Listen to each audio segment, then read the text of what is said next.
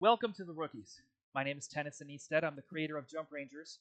Jump Rangers is a storytelling universe and currently a tabletop role playing game about kid space commandos trying to secure a place amongst the stars for humanity. Um, the basic gist of the world building here is that 300 years ago, right when humanity was starting to figure out its relationship with our own planet, the skies were darkened with the motherships of the Saurian horde, and telepathic space Tyrannosaurus Rexes just brushed us off the surface of our own planet. And the only way for people to survive without any kind of interstellar travel of our own was to sneak aboard these spaceships and live in the walls and the dark, unkept corners and start colonizing the worlds of the Saurian horde. And thus we have survived, if not thrived. And while the grown ups are kind of clinging to this desperate existence, a brave a group of Clinging. yeah. That's a good word. Thank you. Jump Rangers are kids who have taken it upon themselves to disrupt alien extermination efforts, to find trade routes between human colonies, sneaking aboard alien spaceships to do so, to find new places for people to live, to find a way to retake Earth, and all the other things that need to be done for humanity to have a future. And just to be clear, it's not just giant alien dinosaurs out there amongst the stars. We also have giant alien robots, giant alien bugs, and all kinds of other giant aliens, as well as a whole cornucopia of other exciting science fiction tropes. So, Jump Rangers is kind of like it's the Saturday morning cartoon we never had. That's the basic idea behind the game. And Liz and Buster are two people who, before this campaign, have never even heard of it. Which is why we call the show the Rookies. Buster, would you like to introduce yourself and what you're about, where to find you? Yeah, my name is Buster Destroyer, and I play video games here on Twitch. You can have links right below. Buster the Destroyer, and yeah, I am a stage lighting and audio professional. I guess is the best way to put it.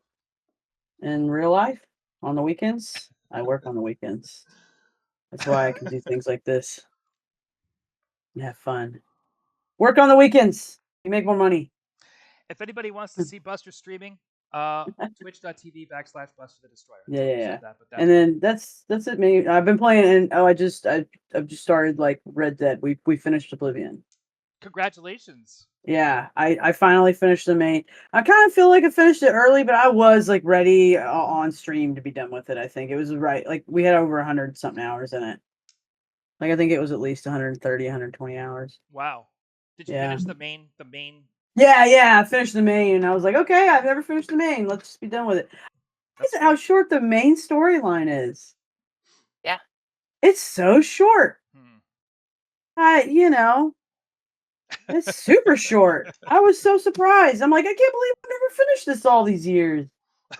Like, I get so caught up doing it. And I think I finished around level 30. So I know there's like 20 more levels I could have gone up, but I'm like, we're done here. We're done. Yeah. So now it's Arthur Morgan or Red Dead Redemption. I'm sure I won't have my heart broken by that at all. Oh goodness, I've never actually played more than a couple of hours on Red Dead, but people swear by the narrative on that game. It's great. I'll tell you, there's a scene I just like. It was just like a whole scene like at the camp. Like I just was like, oh, somebody's like, just sit down, stop pacing around. I'm like, fine, I'll sit down. And then I sat down. There's like this whole conversation, and then somebody else walks up to me and is like, hey, like has a more plot line, like gives me a mission, basically says, hey, I need you to do this. You need to go talk to this guy. Okay, thank you. Do that for me. And it's like, I just sat down, and it's not even like I could have just been standing up anywhere, and that would like, yeah. Wow, that's impressive. That kind of dynamic movement, literally blocking, like how the block, it doesn't have to always be like the same cutscene and the same blocking. Yep. Anyway, cool. I'm into it so far. Anyway, that's me. I you can watch me be a cowboy. I've been saying, girl, you're a cowboy now. So. I knew Liz would appreciate that. Liz, you want to tell the world what's going on and where to find you? Oh, well, this is about the only kid-safe thing I do in the world today. That's true. Sometimes I even question my parenting. You have to pick kids up from school. That's kid I safe. did. I did. I did pick kids up from school. They're little and they're small and they're cute. Yeah, we are actually about to start a GoFundMe, so probably within the next couple of weeks, I'll have some real announcements. We're going to do our first GoFundMe instead of Kickstarter so that we Oh, can yeah. keep our really adult content sort of separate from the comics and make it easier for people to Mm. to get to what they want, right? To Yep. find what they want Yeah. from us. And also just to get to know it because I've always known GoFundMe to be a mutual aid source and it isn't. That's not all it is. And so it'll be interesting to try it for a creative project where people actually will have something in their hands at the end of it. So I'm really looking forward to learning that system. It is very, very adult. I have someone reading it right now, and I'm assuming this is still stream safe. Pointed out that he's going to finish it in bed, Oh, see. so, How which is about a them good place. apples? Which is a good place for it. Yep. But yeah, the Wonderland stories were, I mean, I'm still working on the comic, but we're finally going to wrap up that particular fixation and change themes and start working on some folklore actually. So that's, Oh, that'd be because that's my fun. first love is old stories, reaching back into my own family history and going into some Slavic horror. And Wow. yeah, and there are some really dark stories in history from No slobs. early pre-religion Oh, folks, yeah. and so fun too. So that's where our focus is. And I'm just That's cool. online on Blue Sky and Instagram and chilling and May I ask where your family's from in terms of um Eastern Europe? my family are actually White Russian. They are Germans who were sent to Russia to teach them farming way back and then stayed. So if it's not the Okay. Scottish and French family, I've got a whole side that's just Scottish and French, and then my other side is German who moved into the western portion of Russia to teach them agricultural Oh, techniques once upon a time. So as far back as my family goes, we are farmers. So We're not the rich yeah. folk. when I was in high school, I have, as you know, I have one of those personal histories that's just all over the map and never makes any sense. I will never try to write an autobiography because kind of no matter which tack I take on it, there's going to be a story in there that somebody has to discredit to live with themselves, kind of thing. Yeah. My stories don't all fit into the same genre, so I can't really compile them into a story of its own. But when I got to high school, it was an extremely prestigious boarding school on the East Coast that I got into under the pretext that I was going to be pushing for a career in NASA. Like they really wanted to know my plans, and that was my agenda. And so when I got to high school, I made Russian my language of choice, and I spent the next 4 years studying Russian language and folklore and culture, and then eventually just fell in love with the literature and the theater. And as I got to college, I kept studying those things. Then I married an Alaska Native woman, which, as people may or may not know, Alaska was colonized by Russia before it was colonized through the It's mainland it's United that States. it's that itty bitty strait. Yep, It's that that's right. there's only so much water between them. Hell, half the year you can walk across it. So, So almost all the Alaska Natives are raised Russian Orthodox. And to marry my wife, I converted to Russian Orthodoxy and spent another solid chunk of time studying Russian culture for catechism. So I am a fascinated and passionate student of Russian folklore, and I also have it a all whole. Um, it all stemmed from just wanting to find out what other witches there were than Baba Yaga. I see. You ask yourself a question, the next thing you know, there's another rabbit hole. Yep, So absolutely true. I have a couple of really fun stories myself and a couple of utterly bizarre gaming experiences that I haven't told you about, Buster, but I will at some point, involving Russian oligarchy. oh, I can't wait. I can't believe if I didn't tell you this, Liz, I can't believe I didn't. And I cannot talk about it on stream. Yeah. Can't. We'll talk about it. We'll talk about it off Those are the stream. good stories, the ones you have to watch out that Oh there my, isn't anything. yeah. I've had weirdly, I've had a lot of those stories revolving specifically around Russian oligarchy.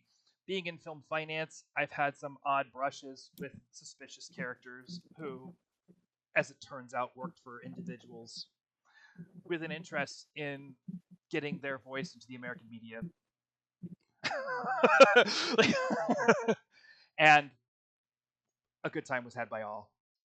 To put it, like, I will simply say that I love and trust my entertainment attorney, and that person has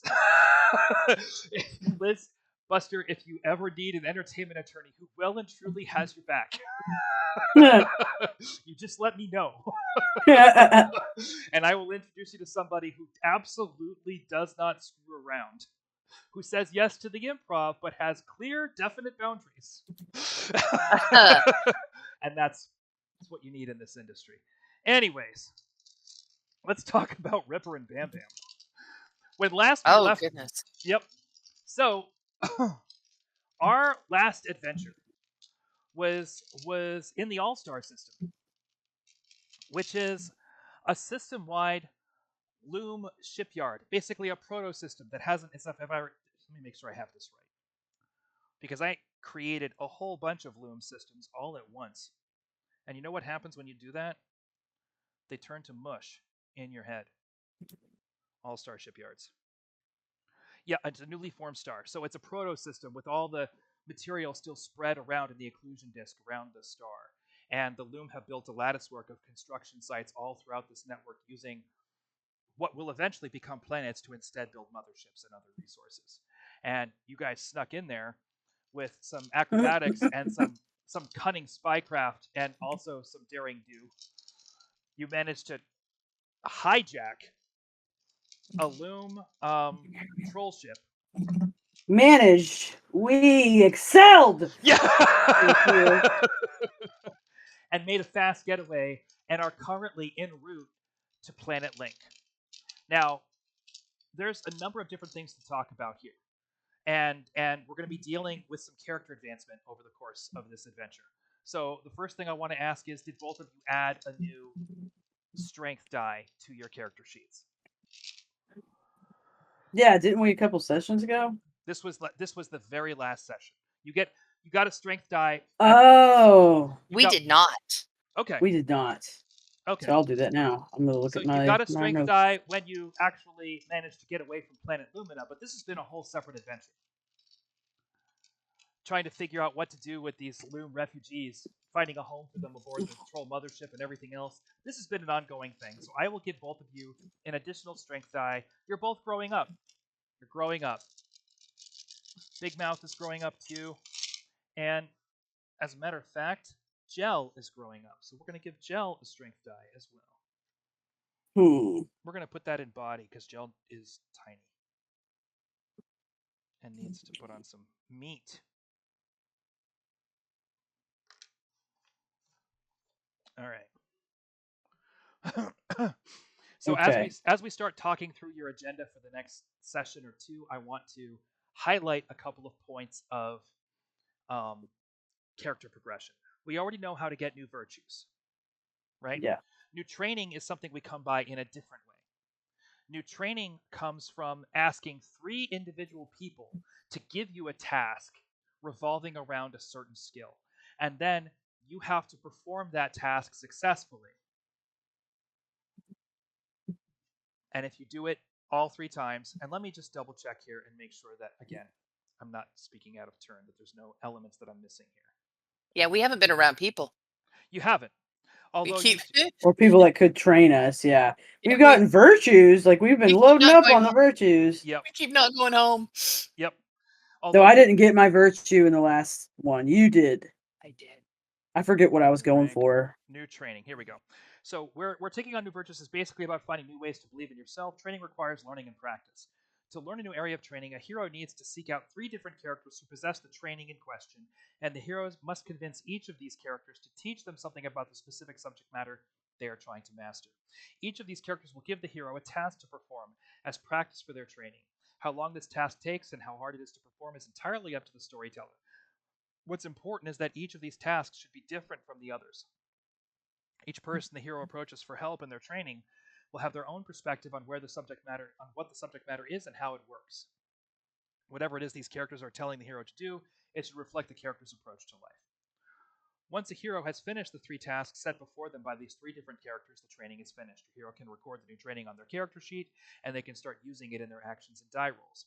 Your hero's newfound knowledge may even help other people of the colonies start to see them a little differently. In the next session, let's talk about how that works. So, new training is how you get right. New how you skills. get new rank. Mm. So the amount of training that you have determines your rank.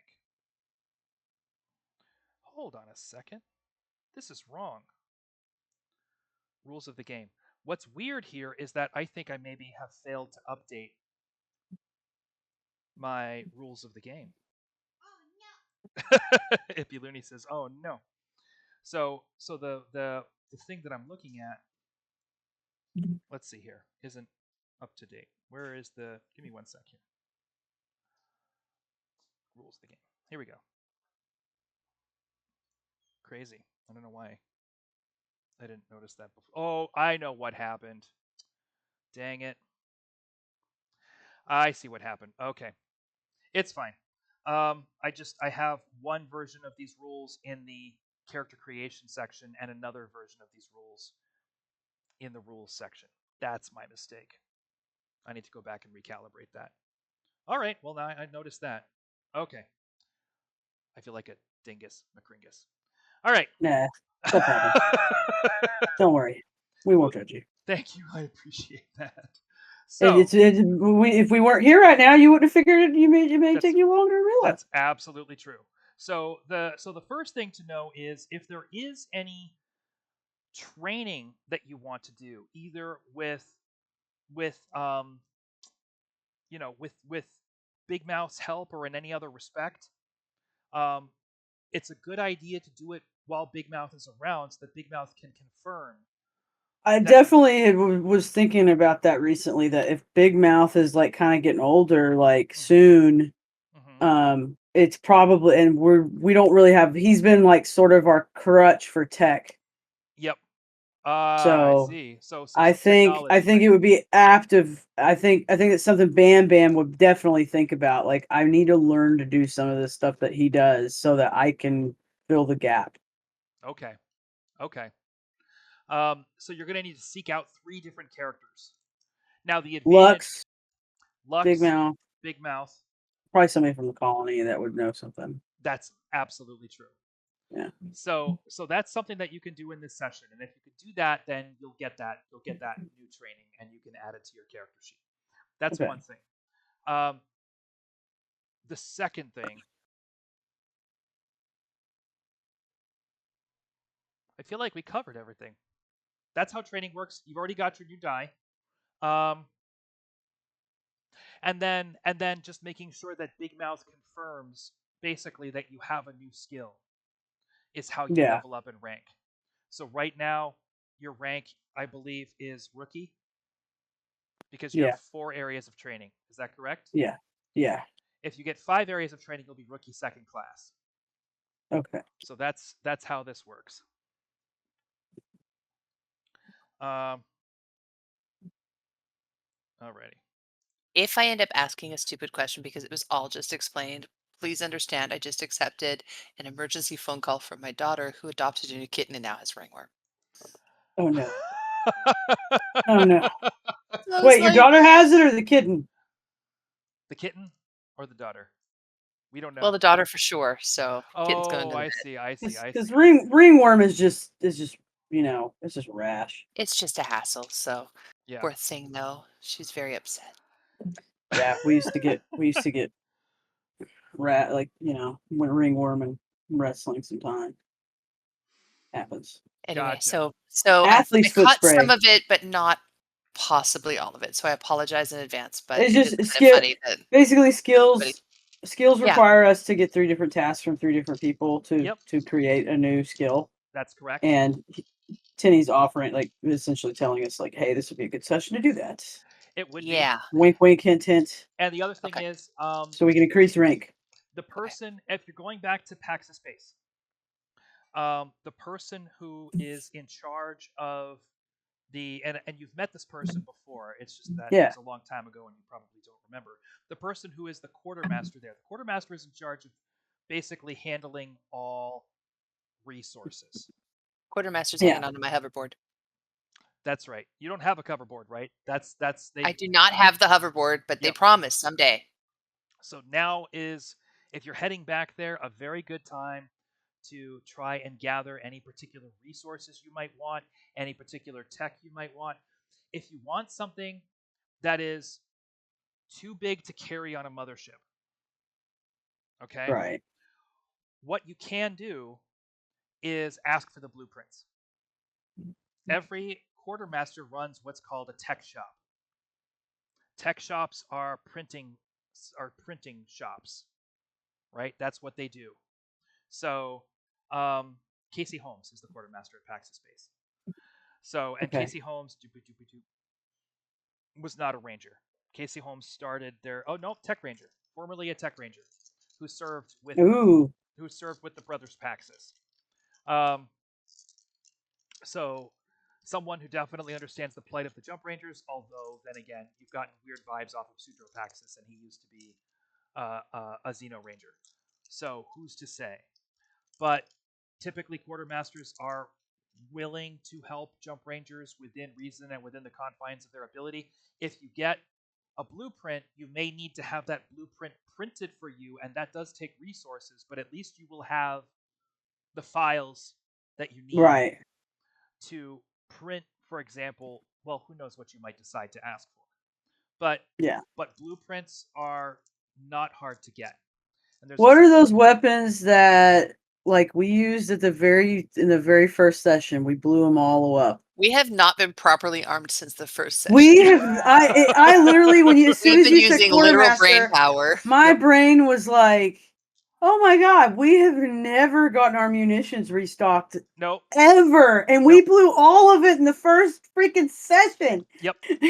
So in the first session, Look at us being a great. You had little a couple of fighters. You had a couple. I have a bat.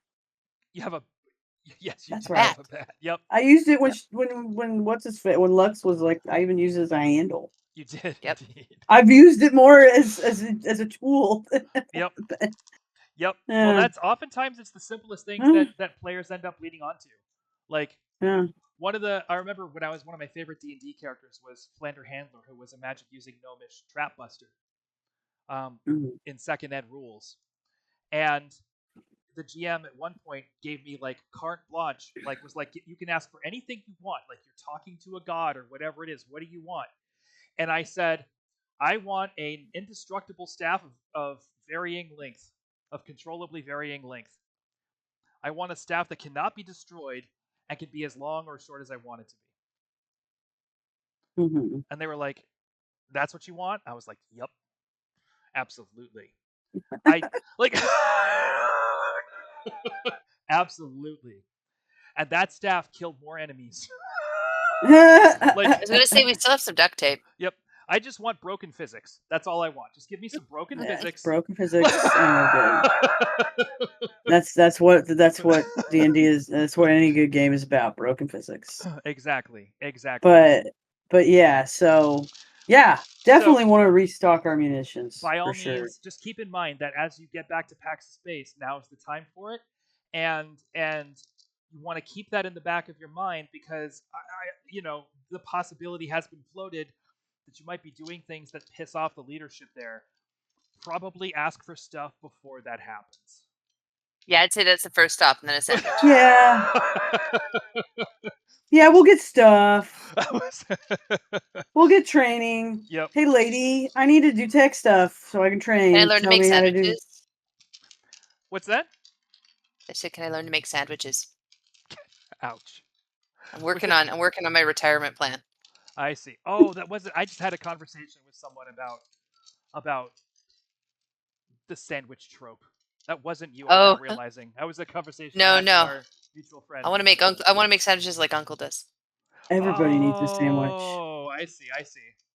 Well, yeah, you can certainly do that. You can certainly do that. So you want to learn cooking? Honestly, I think hopefully we're going to get to a place where we have the opportunity to make like old-fashioned camps and things. I hope we get there. I see. I see. It'd I be see. it would be kind of fun to actually like do that in real life.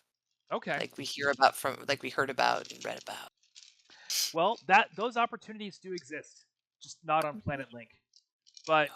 but I would even go so far as to say that when you stopped to rebuild your when you stopped to move the But it had habitat from sandwiches. inside the mothership onto the external leg of the hauler, when you did all those, Yep. I think you probably had a fire pit or We've two. gone foraging. Okay. Yeah. Okay. Dug up some weird alien tubers. Okay. Um, I would say that a lot of these, It's all backstory now, though. if you're not too hung up on the romance of it, there are a lot of people on this spaceship that can teach you survival skills, Seriously, like which I would think foraging would be included in that. You see what I'm saying? Like it's a broadly Yeah. defined. yep. So if it's not so much about the grilled cheese sandwiches, then No, it isn't. okay. Although I am. It's about how to start the been a minute. fire for the grilled cheese Yep. sandwiches. Okay. Okay. Yep. And the grilled cheese sandwiches. Yep. Okay. And the best toilet paper on an alien plane. Okay. Like, you got to know.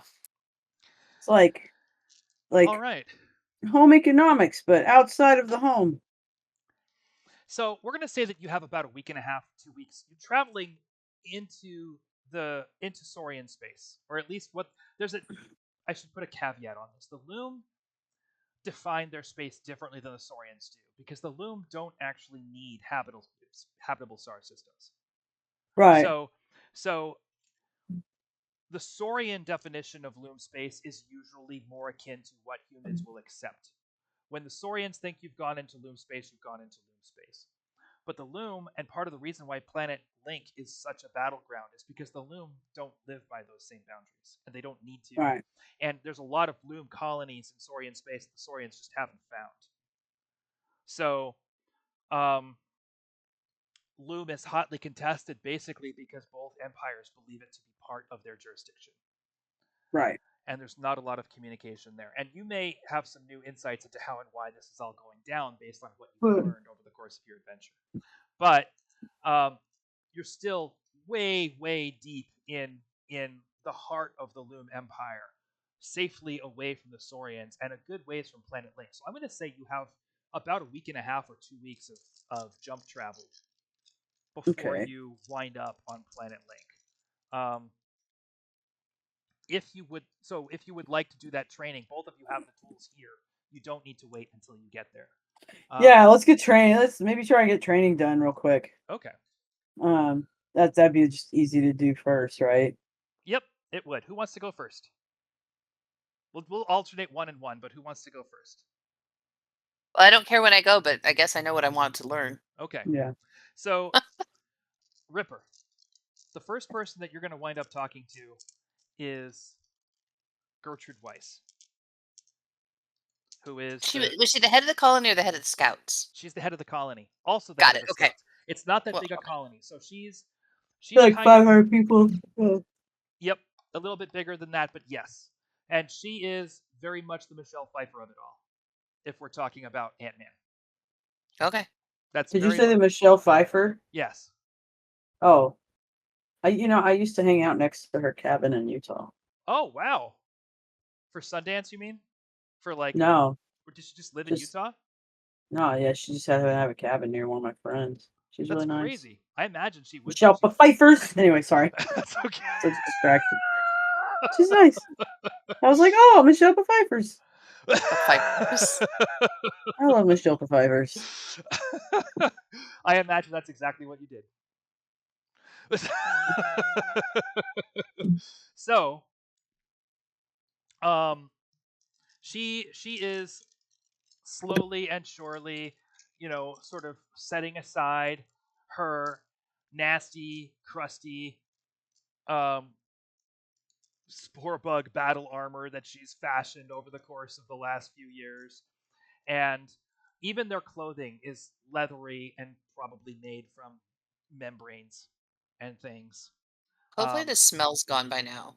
Like, not a chance. Not a chance. oh God. And in fact, it's always a little bit disconcerting because while the filtration inside the habs of the loom facilities is very good, there's always that like lurid like aching concern that you're smelling spore gas and that maybe it's going to make you stupider. There's that little touch of anxiety that never really goes away. I'm just sharing my own neurodivergence with you. You're welcome. So, these are probably things that kids ordinarily don't think about, but they're the kind of stuff that I thought about all the time. So, so how do you approach this woman looking for survival training? Oh, well, I Can you, think we've, can you show me how to make sandwich? yeah, we've been away from home a really long time. And there's some things that I thought I was going to learn from my mom or my dad or the other jump rangers. And yet we've been away so long that I just feel like there's some things I should know before we continue on, especially if we might meet another colony. And I think that a colony leader would be the best person to if not teach us, to find us people to learn some of those survival skills from, because clearly she knows better than anybody how to survive, you know. So if we're gonna be taking care of Gel, we should probably know this stuff. Well, okay, go ahead and make a heart roll. Let me pull up GW and get her heart roll on this. Here we go. Okay. Okay. Your how many heart dice do you have? I have 4. And did you both add your new die, by the way, to your strengths? I did. Okay, good. Not to Four heart though. 4 heart dice. What do you bring to this roll? What's your skill sets here? Oh my goodness. For learning new things, Or for like getting people to teach you new things? um, curious, Yep. smart, Yep. psychic, Okay. Yep. improv, Yep. mindful. Yes. Quick-witted would work better. No, mindful's more important than quick wit. Mindful works. Yeah. All right. So Okay. that's what I got, as Okay. well Your as basic. your But target. Okay. So target of 6. Roll your 4 dice. Tell me how many victories you get. all right. 6, 5, 3, 4. Oh, yeah. Okay. Okay. Great. So 4. Okay. Great. Perfect. Well, she says, I'll tell you something, Ripper. We living at Lost Base have had to teach our kids to survive under some pretty specific and pretty hard circumstances. But I think that, if you can stay alive on a spore world, there's a pretty good chance you can stay alive anywhere. So I'm just going to give you the first lesson I gave all the other kids in my colony. I know that there's only one source of food and one source of water here in this habitat. I'm going to ask you to give me your food pack, please. Okay. Okay. She takes the food pack. I don't want to see you for the next 48 hours. And I'm going to be looking for you. Go. Okay.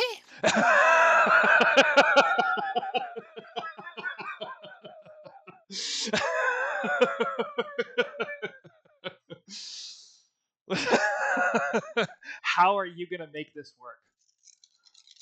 Well, for starters, I'm gonna keep the psychic tuned in to her so that I know where she is in relation to me. Okay. All right. Make Yeah, a make gonna good. gonna ha- gonna have some surrounding studies. But fortunately, I'm small Yep. And Gel probably knows some really good hiding places already. True. Okay. So, Well, you've been in this. In this habitat longer than Gel has. oh, that's true, huh? Yep, it is. This is the habitat that was built into the mothership that you two originally snuck aboard, and it's been sort of pulled out and built onto the outside. So you want to be careful because this whole thing's been jury rigged. You don't want to accidentally expose yourself to a vacuum unprepared, but you do know the space, you know the systems a little bit better than probably than Gertrude Weiss. So the first thing I'm going I'm to not ask. going to go to my favorite spot Mm-hmm. because I'm not dumb. Yeah. I know that's where she's going to look. Right. But like I said, I'm just going to keep my head on a swivel and sort of ready to go. And I suppose I'll, wait till she's sleeping to get food and water. Good. Very good. So go ahead, roll spirit. Ah, strength. Yep. Tell me what you've got to keep it for this little tracker that you want to put on her. Oh, for what I want to put on her? Yeah. Um, clever, Yep. improv, Yep. psychic, Yep. smart, Yep. untamed, Yep. far-seeing, Definitely farseeing. traversal. I'm going to use it. Yep. I'm going to need to. Mm-hmm. And stealth. Duh. It's like right there in the middle. So you have one automatic victory going into this, and your target is 7. Go ahead and roll your spirit dice and tell me how you do. All right. 6 spirit dice. 3, 7. Ooh. 1, Okay. 7, Okay. 6, Okay. 4. That's all 6, right? Including the reroll. Okay. No, you didn't do the reroll yet. Oh, 5. 5. Okay. That's 8 victories in total. Better not beat me. I'm gonna be so mad. So you connect with her, and you realize the first thing you realize is that she's actually got a stronger strength of spirit than you're used to seeing in grown-ups. It's like right away you're like, oh, check you out. Like, but just the fact that that's your reaction lets you know what a position of power you're in. You know what I'm saying? Yeah.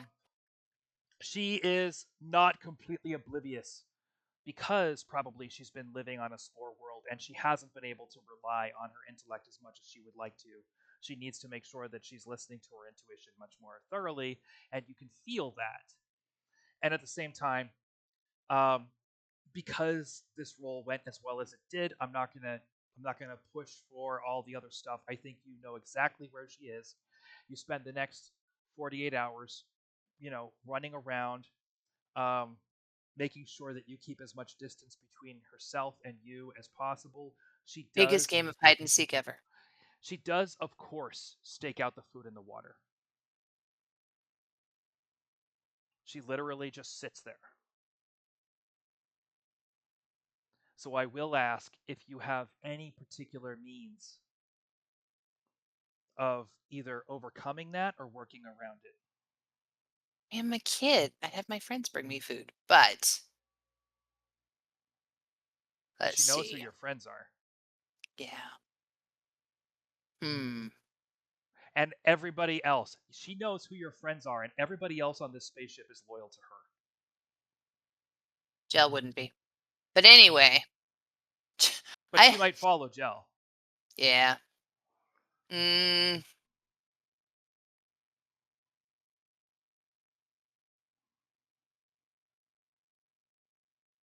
I mean, the me in me Mm-hmm. would probably lean more towards picking people's pockets for their food. Mm-hmm. Okay. If I've got stealth on my side, it would probably be easier to maybe sneak a little from not right at the habitat, Yep. right at the center of food. Okay. Um, because they know where to get more. Like it Yep. doesn't put You're them in not a hurting hardship. anybody. So You're not doing. I wouldn't feel guilty about taking it where I could get it. I'd probably get a little thirsty though. Yep. That would probably be a little harder to do because it's harder to take. You can't just slip a few bites out, right? Well, I will But say that they do have a couple of cups around. and there are a couple of places where people are sharing meals, so Yeah. you can um, go ahead Just and hide under the table and have Bam Bam feed me stuff. okay. Just for that minute. go Like a ahead dog at Thanksgiving. go Yes. ahead and roll stealth to see how successful you are in that, because you already know that she's got both Bam Bam and Gel under surveillance. Like you're Oh yeah. so she's not intending to let you get away with this. Um, I'm just gonna do a basic. All of that I'm gonna let get wrapped up. 1, 2, 3, 4, 5, 6, 7. This is gonna be challenging though. She is a very smart lady. So give me 1 sec here. You go ahead, count your mind dice, and start. Okay, 5. And do you know what you bring to this roll? Again, pretty Same much the thing. same thing. Okay, Stealth, improv, brave, clever, heartless. 5. Yep, absolutely, absolutely. Quick-witted. Yep, 6, Um, and then the psychic, the 7, untamed, 8, um, the stealth. 9. Did I say brave? You did, but you didn't say Feel like basic training, so that's 10. oh, basic. Yeah. Yeah. That's 10. So Okay. 7 plus 3. So your target is 7. You have 3 automatic victories. Count your victories. Let me take care of Gertrude here, and we'll see What how did I we do. say? 5 dice. Okay. So, 4, 2, 6, 7. Oh, shit. 7.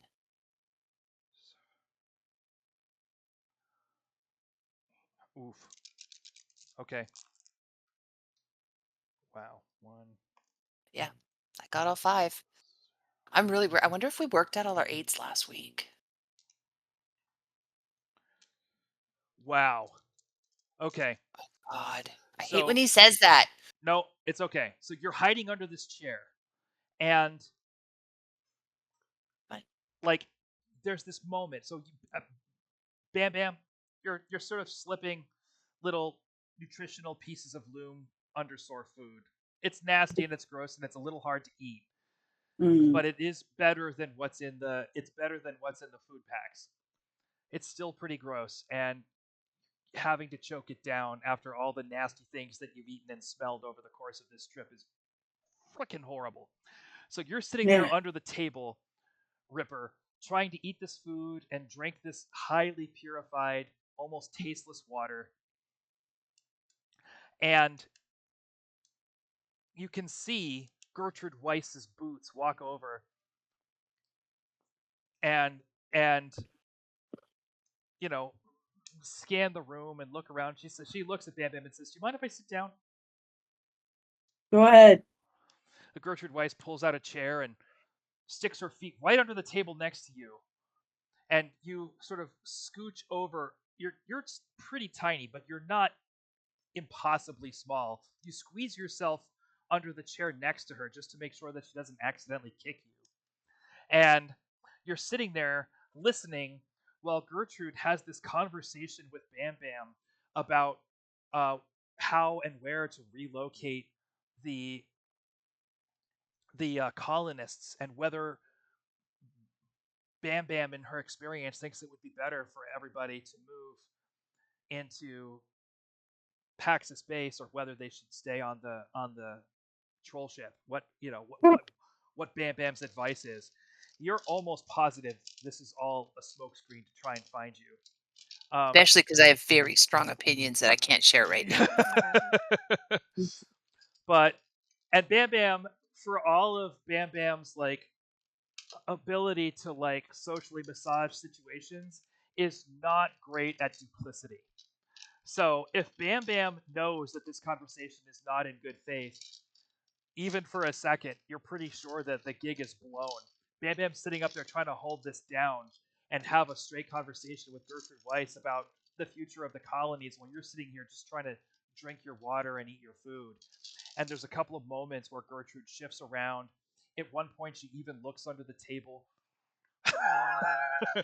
And you stay out of sight the entire time. And eventually, she walks away. You finish your meal.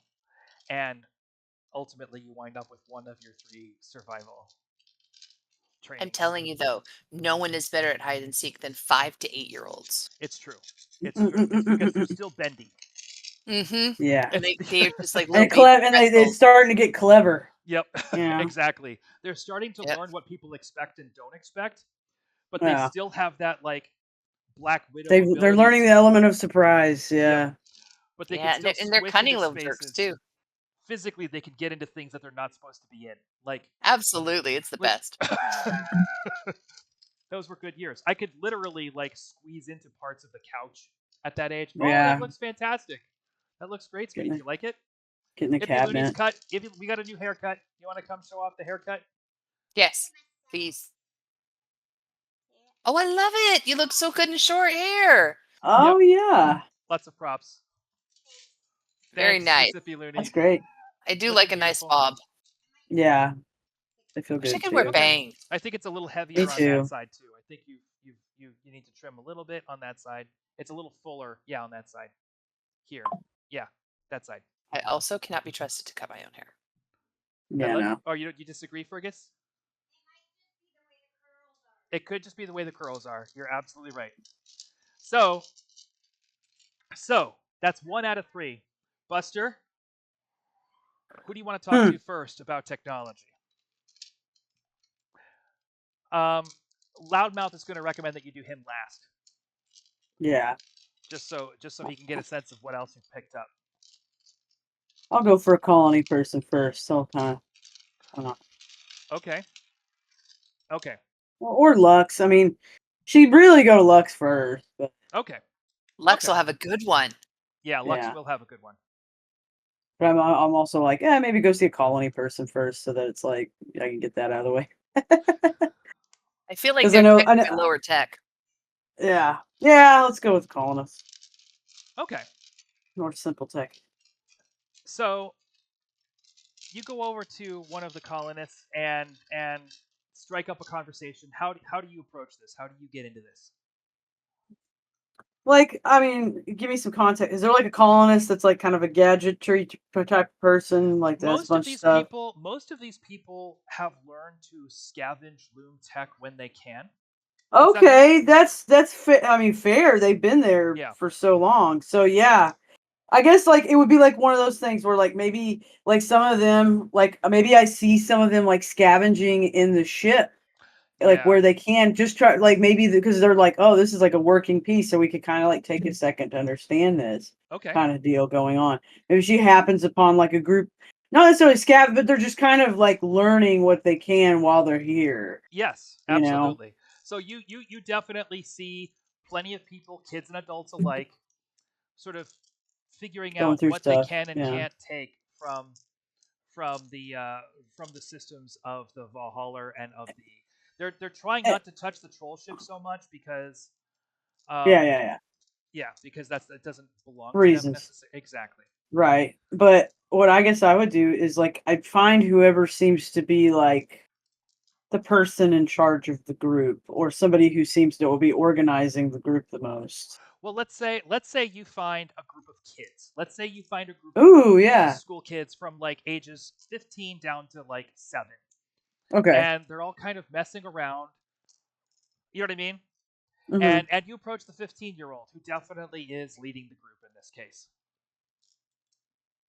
I'm like, hey, what are y'all doing? Well, we're scavenging. What are you doing? Just taking a stroll after some lady kept talking to me about colony plans.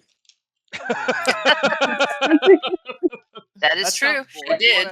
You wanna scavenge with us? Yeah.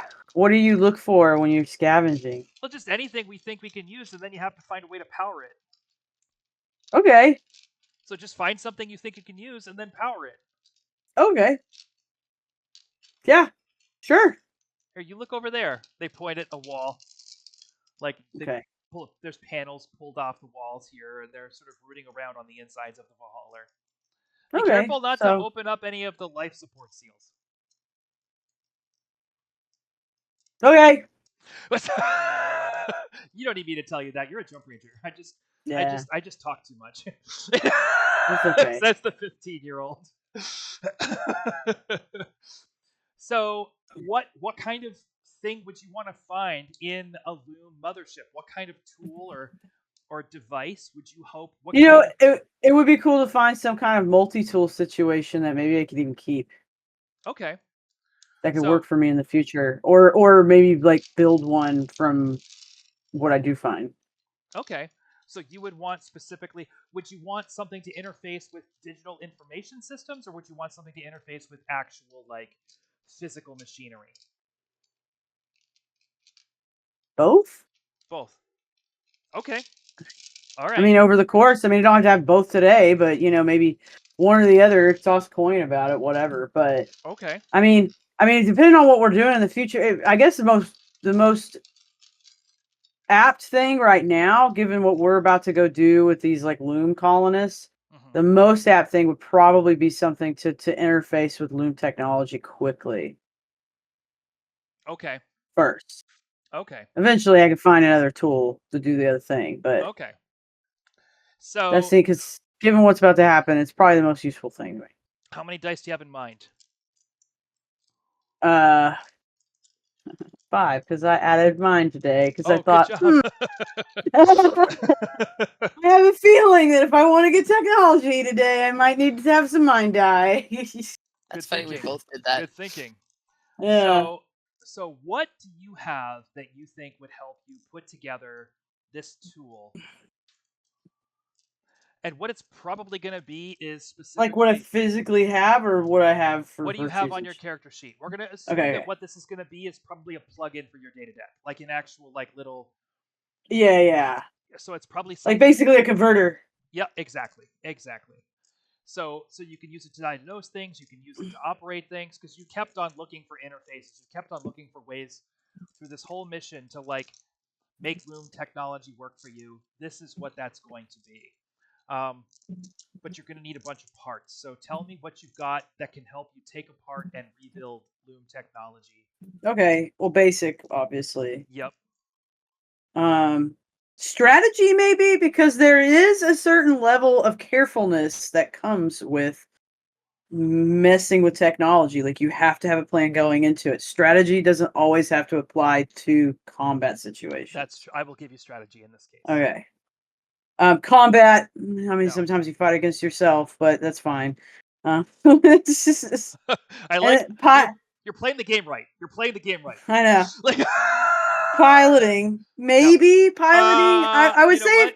if it was this piloting specific tool though, but the piloting does allow for somebody to like use an interface I will say this. and You understand want to be interfaces. what you're really trying to do is, among other things, figure out how to use your data deck to fly Loom spaceships. That is actually part of your goal here. Right, and that's kind of what I was thinking. Like, because if we're getting around, it's like one, it's kind of a multi-purpose thing. Like, it can help me communicate with Loom that are stored in something. It can help me do a few things. I'll give But you at the end of the piloting. day, I'll give you that. piloting is a very interface heavy thing to do. Okay, piloting. Okay, so for virtues, assertive, Yep. yes or no? I could say focused, sure. Yes. Focus. Take some focus. Cool. I mean, I could make cool stuff one day. I don't think this is Yeah, it's not that gonna cool. make you cooler. It's pretty nerdy. Yeah. I'm like, oh, this is. She's like slightly uncomfortable with the nerdiness that's happening to her. Yeah. Relentless. That's useful. Yeah, like, yeah. Uh, you have to keep persevering even if it's frustrating you. Inspiring, nah. No. Righteous, nah. No. That's those are both pretty emotionally charged things. Yep. So those totally stay out. So yeah, so You have a target of training 6. strategy, pilot, yeah. You have a target of Okay. 6. You have 5 dice. Okay. Here's what I'm going to suggest. Okay. This is a great opportunity for um for the use of the critical success system. So instead of tackling the difficulty of this action on base value, I would break it Mm-hmm. down into simpler, easier things and allow those Right. successes to roll into one another. Right. Yeah. So Because it is like kind of Star Trek Adventures has a similar thing where you kind of like roll things up. So I get that. so is there a thing you'd like to do first to break this down? Obviously, like identifying like any obviously like finding the points where it comes together and where I can safely take it apart without breaking it. Because like, I can't use my bat for everything. You're just trying to search the area for items of interest and see what's safe to touch and Yeah. what's not. Okay. So go ahead and roll. I'm going to say that you need 2 victories for that. You've got 6 dice, or you've got 5 dice and 6 with a target of 6. Yep. So you need 2 victories. Tell me how many victories you get, and we'll add any extra victories as automatic victories on your next roll. That's how this works. I have this one thing now, so I can just roll them all up. Okay, cool. I got a 5, a 4, a 2, a 2, a 5. I think I do them good. Yep, that's 5. Okay, so you've got 3 automatic victories on your next roll. Right. Do you want to do another step here? Yeah. Okay, what's the next step in this process? So now I know it's safe to touch. Obviously, start identifying what can be like salvageable, like understanding what's salvageable versus what's just like maybe casing and like just like, oh, that casing would go good with those components, that kind of stuff. Okay. General construction, general getting an eye for. Same 5 dice, same target of 6. You have 3 automatic victories. Tell me how many victories you get on this roll. This is another. Okay. I'm going to say this is a target of 3. Okay, so I got a 2. Yeah. I got a 7. I got another 7. I got a 1. Okay. And a 4. So you have 3 victories plus the 1 which you get to reroll. Yeah, let me refresh this so it doesn't happen. No, I don't want to roll a 1d6 every time. Rude. A 7. Okay. So you got 3 victories. You haven't gotten any additional victories on this. Yeah. What's the next step, do you think?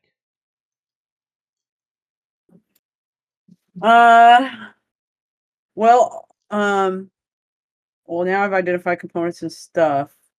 I guess like obviously like what I can pull, like kind of looking like observing it in this way where I'm understanding like how it's like what pattern recognition, right? Okay. Like understanding, okay, the ground wire, like the concepts like ground wire is always green, that kind of stuff. How do you physically take these parts out of the ship? How do you physically remove them? Making a plan for physically getting them out. Yeah, and like getting them without breaking them and all that. So okay. Yeah. Okay, I will say this: making that plan is also a target of 2. I mean, it's it's a target of 6, but it's 2 difficulties, so you need 2 victories. Okay. So go ahead, re-roll the same dice. 6s and unders are what you're looking for, and you have 3 automatic victories. Okay. So I got a 3, a 2, an 8, a 4, and a 6. 3, a 2. Okay.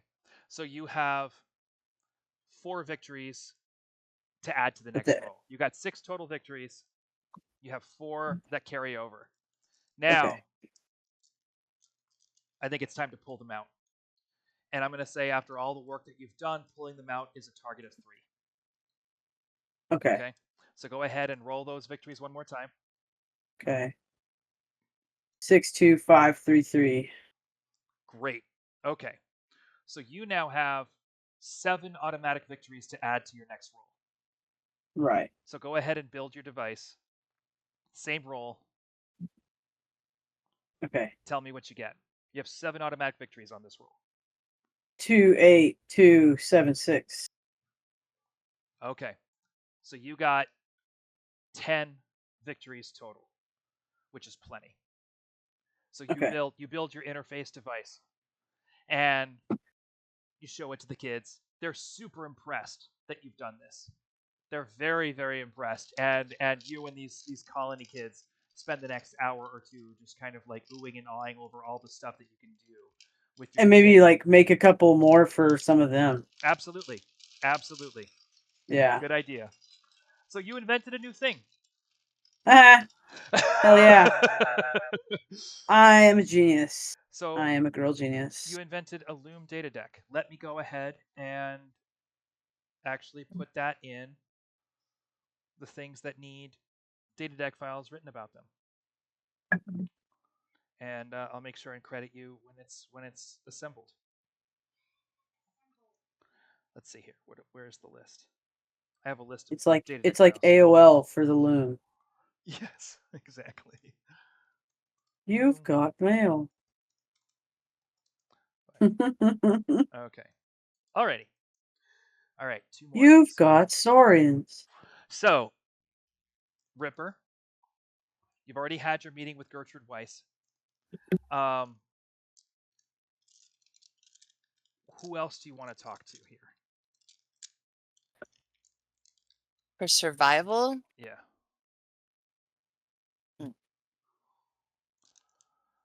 No, it didn't. Probably one of the scouts. Sorry, just a sec. Nope. Okay. Sorry, my computer charger seems to be broken, so I was just stressing for a moment. Yeah. Yeah. Either one of the children or one of the adult scouts who Well, you can do both. You can do both. So we'll start. You want to start with the grown up, or do you want to start with the kid? I'll start with the grown up. The stream is probably for another. Oh, okay, no problem, Buster. Probably for another. I would say not another hour. Probably another 30 minutes, 35 minutes. Okay.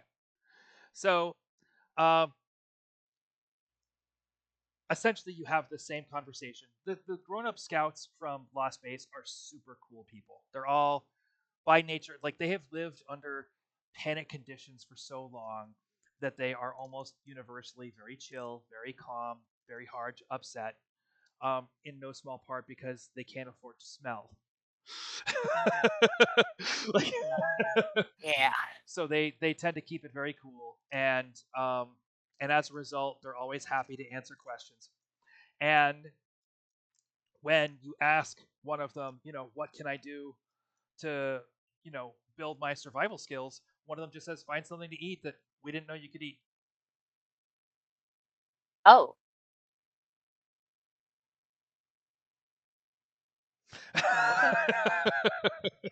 Simple as that.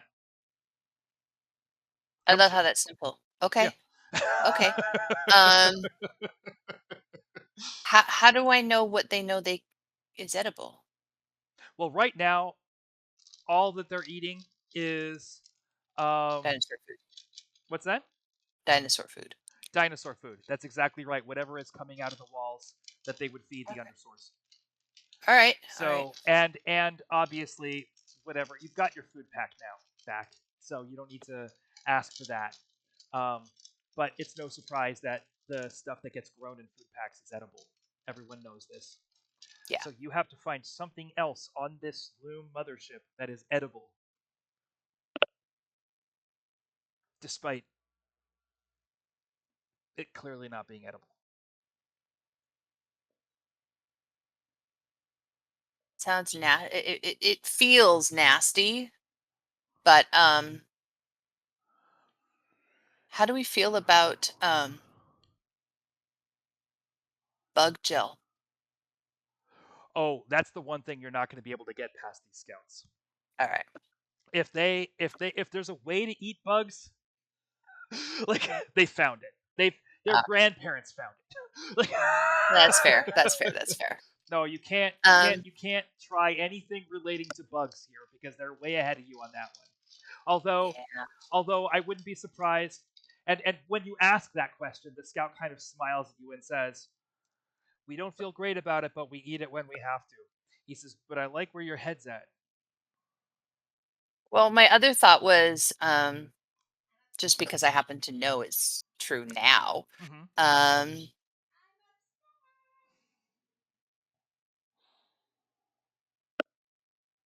What part of our clothing is actually like sacrificable? You have Is there any pockets. You have pockets. You have, so you could take the lip of a pocket off theoretically. Um, just because I know in terrible situations you actually can eat a lot of cloths, That's but I'm true. not really sure what our clothes have been made out of. And they've been living on wearing bug stuff. Yep. So I don't know if anyone's thought of that, but at the same time, you know, Depends on what we wear now. It's It's not true. like Well, linen. I think that there probably are certain fibers in your cloth that could be extracted and used to make something edible. Um, How do you find something that people who literally had nothing would not think or did not know they would could not eat. think of when you're in the middle of space, surrounded by mostly metal and Oh, minerals? I have a thought. I don't want to necessarily spill anything, but okay. So And I'm assuming that some of the thoughts I had in mind, well, clearly, if there's saurian bits around, they probably already tried that too. Because I'd absolutely it's an see, obvious. That's an obvious place to look. yeah, That's an obvious yeah. place to look. That's why I didn't choose it first. Yep. Let's see. So we've got our clothing, Yes. which is an option. Yes. Our surroundings really aren't an option.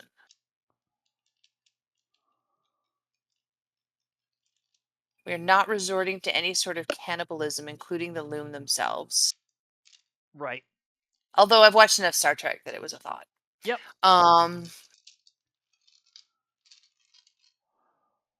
and anything in our packs. Do we have anything in our packs? Again, it goes back to fibers and things. Yes, it Because does. we have There. silly nonsense like ropes in our packs and stuff, but they've already. I mean, they don't make it out of the same thing we do, Nope. but they've had something. Yep. I have definitely thought of at least one thing that hasn't. Two things that haven't occurred to you yet. There's some things I'm not saying either because I just can't make myself go there. Um, I'm not suggesting waste exactly,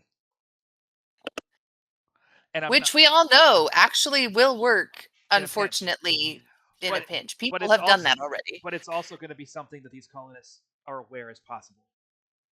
Yeah, Um, let me toenails know. doesn't Let, count, let huh? me know. Let me know if you want I any feel like hints. maybe I need to talk to Gel or Bam Bam. Bam Bam would have good ideas. Bam Bam would have good ideas, and also um, if you want like advice on where to find biomatter on these ships, Yeah, you could also talk to uh, Lux.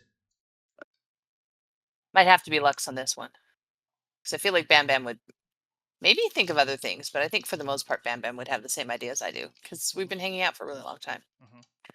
Hmm. So yeah, I think I'm gonna go. I think I'm gonna call a friend on this one. Yep. Hello, Ripper. It says Lux. What is your query? Is there anything? No. I have to eat something that people don't eat, but maybe Loom eat, even though you don't really eat. But I need to come up with something to eat that the grown-ups have never had before. At least one of these Where search criteria must be eliminated to offer results.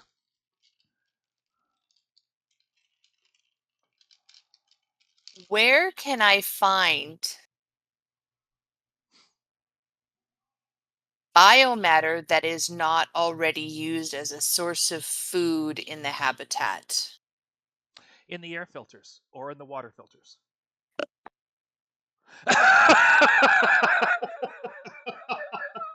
That's really gross, Lux. Can I can I make the stuff in the water filters more, what's the word I'm looking for? More like quantifiable, like measurable The water by filters have not been cleaned in several weeks. is the biomatter in those poisonous to humans? No, Ah, primarily fudge. it is human biomatter.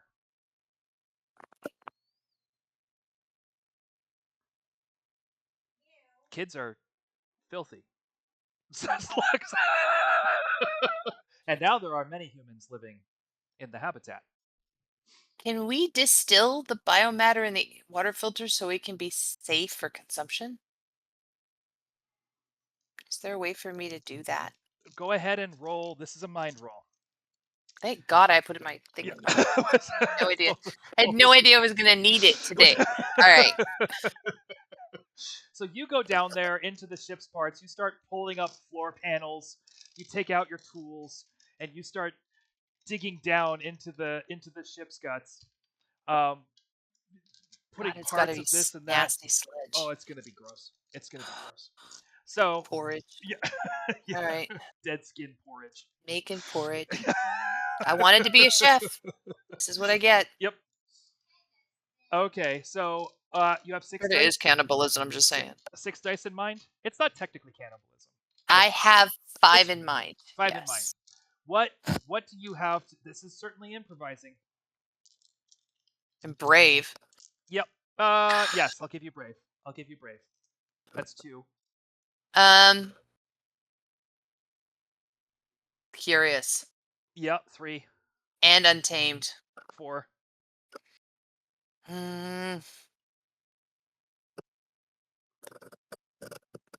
I don't think that this is clever. It's reasonably clever. But I feel like this is a mindful choice. Like this took some getting Okay. to. Yep. That's what I've got aside from basic. Your target is that's a target of 7. Roll your 5 dice. Target it. This is not the hardest thing you've done. So just the grossest. It is. Well, no, I mean it's up there with the bug poop. 1. Oh, great. Okay. 6. Yep. 8. Okay. 6. 3. Yep. 3. 1. 4. 1. 5. Wow. 6. Did you re-roll the 1 as many times as you needed to? Yeah, because I got the 1 and the 4. Okay. 4. So you got 4 victories, which is enough to get the biomatter out of this filter and just kind of like dehydrate it a little bit, condense it down. You bring it up to the scout. You hand it I'm not over. telling them what it is either. Okay. Well, they take a little crumb of it. They try it. They take a little crumb of it and they do a little chemistry experiment on it. They put it in a little vial, shake the vial, and they see that, it comes out pink. So they take a bite. Bet you it's not as gross as dinosaur food.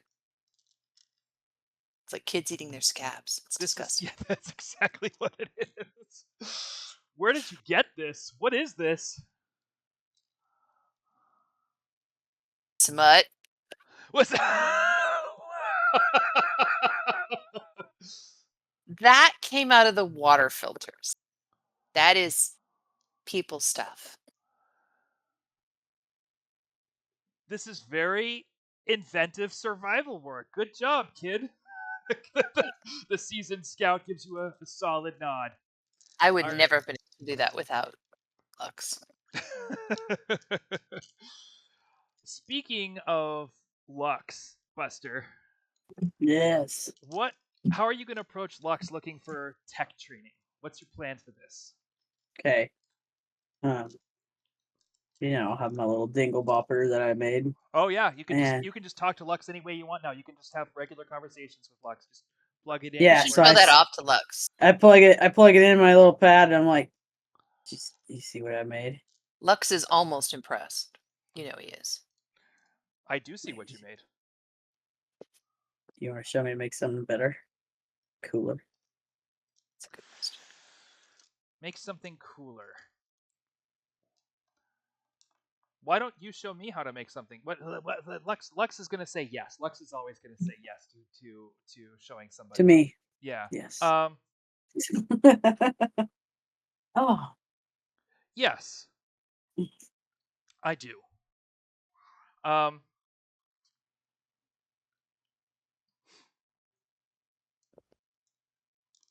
In the troll ship, you will find a full complement of Dwerge spider bots. Mm-hmm.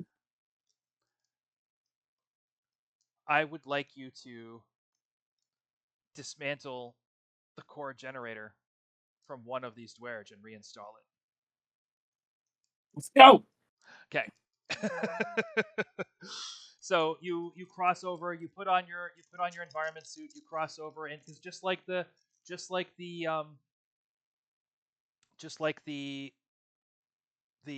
mothership itself, you find out, and you're in jump space, so there's not a lot of like pressures and this and that, like, but it is Right. space in there. So you cross over into the interior of the troll ship. There's a lot of moving parts in the troll ship. The troll ship is not a space that you want to be in, just hanging out when it's actually Active. transforming. Yeah. Exactly. That's extremely dangerous. Um, but finding your way to there's dwerge bays all around the perimeter of it, just like there were in the mothership. You find your way to one of them relatively easily, and I mean, he's given you a very simple task. It's not going to be easy or straightforward. So how do you want to go about this? Okay. What was the overall task? I was pulling generator. Pop, I was making a generator. unplug the generator, pull the generator out of the dwerge, and then reinstall it. Basically, he Okay. wants to know that you can build a dwerge power system. Okay. It's just like taking a computer apart and then So putting it back together. there's an octanator in there. He wants you to take the octanator out and then put it back in. Okay. Well, I guess I'll kind of go through the same process as the last time. Okay. Like, sort of identifying like what parts come apart. Okay. So You this know, was and like 5 where dice things target start 6. to come. Yeah. Right. This was Okay. 5 dice target 6. Yeah. This is going to be more challenging. Do you want to get any resources to help you with this roll or these series of rolls? I guess you have your data pad now. Yeah, I have my data pad, so I can like link into the. I can maybe link into the troll ship and like maybe pull up some kind of like, what's it called? Like a blueprint type of deal, like some kind of, Okay. a manual. Okay. Find the manual. Let's find the manual first. I think a So- manual always helps. So go Even if I ahead. can't read it. Go I'll find a ahead way. and roll to find the manual. I will give you 1 automatic victory on this roll. Yeah, this is files searching. Yep. Okay, I got a 5, a 2, a 3, a 1, and a 7. Okay. Reroll the 1. Yep. 4. Okay, so that's 6 dice. That's 6 victories total. I'm going to give you 2 automatic victories on each roll that you make to dismantle the dwerge. So your first roll is just to see how it's safe to touch, basically, right? Where can I touch this thing without hurting myself? Right. Go ahead, roll that, add 2 automatic victories.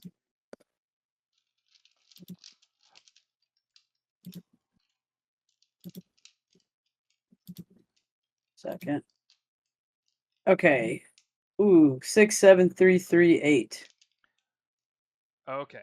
6, 7, 3, 3. So 2, 7. Okay, so you have 4 victories total on this roll. Yeah. That's enough to figure out where to touch it, but it's not enough to make any progress on your next roll. Your next roll is to figure out where the octanator is. Okay. So go ahead and make that roll. You have 1, 5, 1, 1, 3.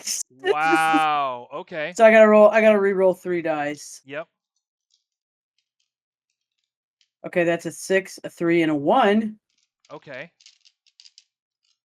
Do I re-roll that one? Yep. Always re-roll the ones. 8. Okay, but that 8 doesn't count. It's only on the first roll. So you got 8 victories plus the 2 is 10. Jesus. And you needed 4 victories to do this. So you have a solid 6 victories going into the next roll. The next roll is going to be to figure out how the octanator is actually connected to this thing. Right. So go ahead and make that roll. This is a target of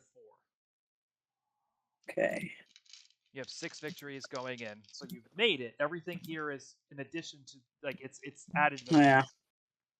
6, 4, 4, 7, 8. 6. Okay, so you add an additional 3 victories onto the 6 that you had. So now you're at 9 victories. All right. Okay. Go ahead and roll to pop the octanator out. I'm going to give it a target of 5. Okay. You have 9 victories. 1, 5, 6, 5, 7. So I gotta re-roll a 1 Yep. and 6. Okay, great.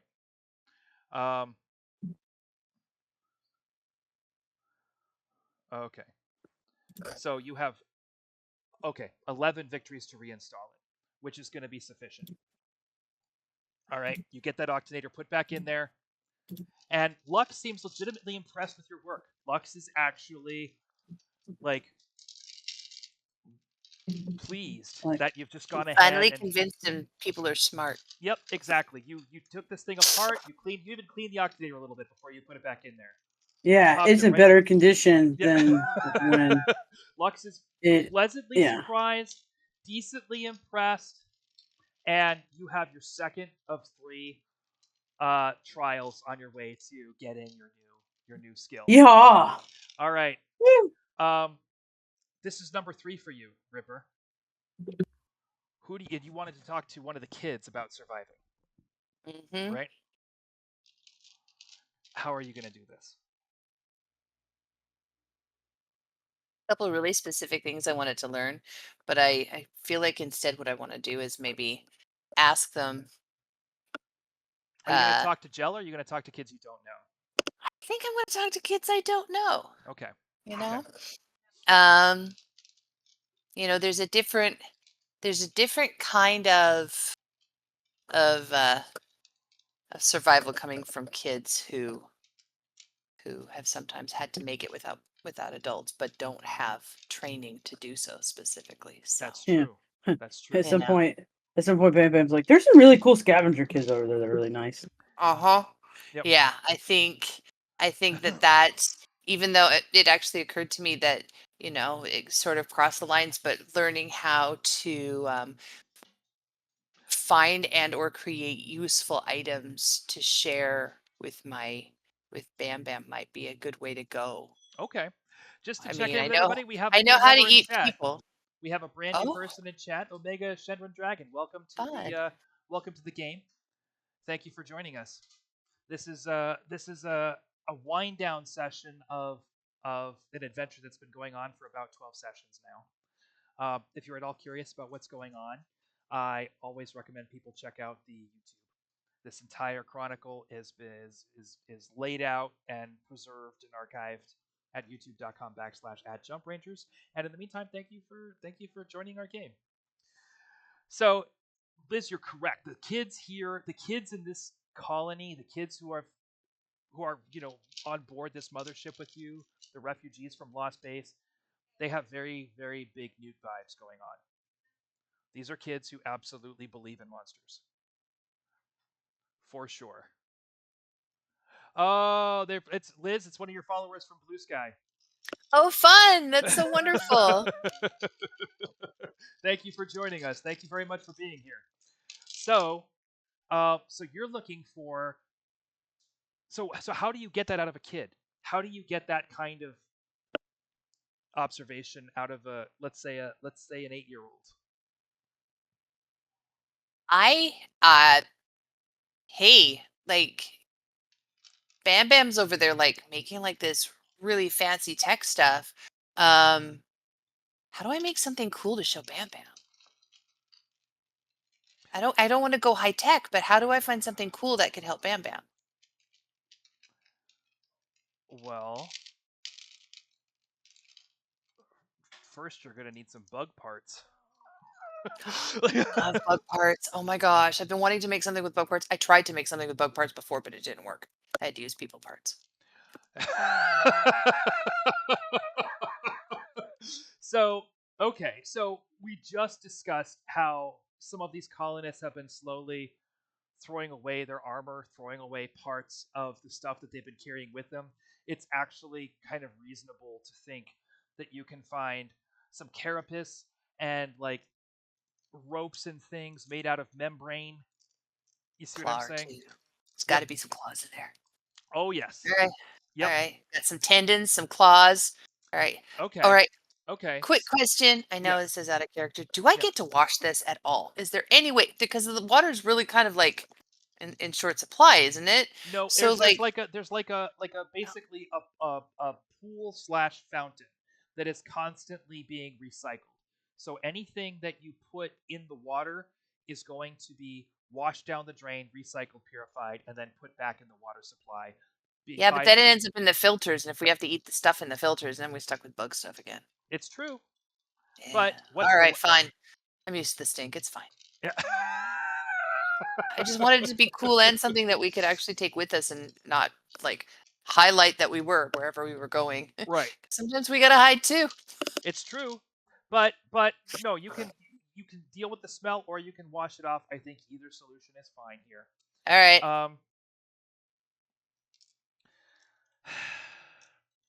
I'm going to go ahead and say that they're going to teach you how to make basically a bow and arrow.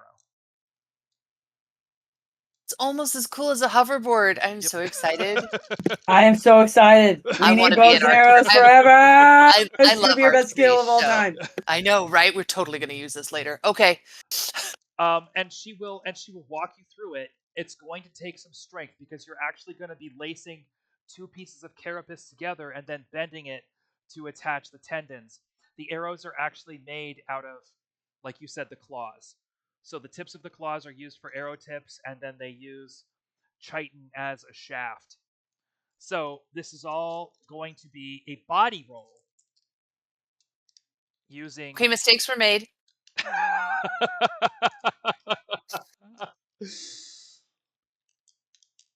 I knew I should have stuck it in body. Okay. Me and my 3 body dice. We're gonna have a party. We got this. I got this. If you decide that you need to make it a mind roll, you have to turn it into a mind roll somehow. Yeah, maybe using simple machines to help you through the process. Filters and bugs. That reminds me of Coffee Lover, how bugs have likely wandered. Or maybe psychically controlling another child and making them make it for me. I'm just saying. Ah. Look, Ripper is heartless, remember? Oh, that's absolutely true. Or an adult. They're probably easier. Let's make a grown-up do and it. Stronger. You don't even know you're doing it when you're doing it. Okay, so you sit there and you get the lesson from this kid who shows you how to do it. You talk them into letting you just kind of watch and not participate. That's easy enough for you.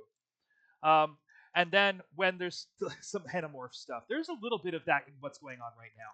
This is a very specific situation that these characters are in, but these colonists that Jump Rangers are shuttling away from this planet have just escaped a planet that is covered in this very only because of us. Nausicaa of the Valley of the Wind is what was going on there. Very much that. Yes. I do have to have a sidebar with Bam Bam before I roll for anything, but please continue. Okay. So that's just a basic picture of what they're dealing with. But they're coming out of that world. They're leaving their stuff behind, and now Ripper is cannibalizing just a little bit of it. So I'm going to go ahead and say that this is going to be 2 levels more difficult than it would be. You see what I'm saying? But you're going to get to use... So you go ahead and you sit back and you find the strongest scout that you can. If you can take control of the scout without them noticing, I'll allow you to make a cooperative action with the scout to make the bow. First, I need to talk to Bam Bam real quick. Okay. This is where the sidebar is necessary. Okay, is there any way to talk Lux into, like, using tech? Is there any tech that I can use to help me with this? Or should I just go with controlling a grown-up? Because controlling a... Look, I understand that Ripper is the scariest 7-year-old ever, but I'm good with that. So I'm cool with mind control. Like, clearly, this is sort of my strength at this point. Let me see. Bam Bam. Is there should I maybe lean towards tech first? I'm not really a tech kid yet. Like, that just hasn't been my thing. I don't know. We may not need Lux. Okay. Basically, I guess Bam Bam would try to find if there's like some kind of like literally like a claw arm that can help that she can articulate to do the strength parts. Like you know, like just an attack, like a claw arm or some part, or even like a piece of a roton or something left that I could like Frankenstein. Buster is Bam Bam. Buster is Bam Bam. To answer your question, Omega. So, sorry. So Thus, Bam Bam is Ripper's big sister in this particular situation. I'm done. So all sometimes right. it has to ask the 12-year-old for help. So It's just a thing. so about What a do we minute about do? and on my way to the gym. No worries. So 10 minutes later, the two of you are riding the dwerge that Bam Bam just repaired. Even better. Even better. Into the I'm human in colony, this. the two of you, and the dwerge just like picks up all the tools that you've done, and like this little host of little armatures kind of emerge from hatches in its belly, and it just kind of picks up the whole thing. And I'm not even going to make you roll because this is a combined action between you and Lux. So Like, thank you, by the way, Bam Bam, for like making all this cool tech that you can control stuff with, because this is so super useful now. so you build this bow and arrow and master the skills of building the bow and arrow, of course, and present it to the kid that help, and they're just completely like irritated at you, but they have to acknowledge that you have. So Ripper, you now have survival as a Sweet. No small thanks to all of the groundwork that Bam Bam laid over the course of three campaigns to make the loom see us as like people.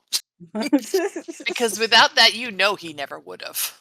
But now it's interesting to him. Thank God. I don't think we even needed luck for that. I just did it. I feel like you that's did. true. I feel like all your tech stuff was what we used. Yep. So That's what I'm saying. I was like, we don't even need looks. I mean, probably say, hey, I'm gonna go do a Kind of feel- thing. I kind of grab feel one like of once again, our stuff worked together. Yep. So We have a Bam knack. Bam, you have one roll left to make, and Okay. and you were going to talk to Loudmouth about this. Okay. Big Mouth. Big Mouth. That's right. Thank you, Big Mouth. What is it you want to know, Bam Bam? What do you want me to teach you?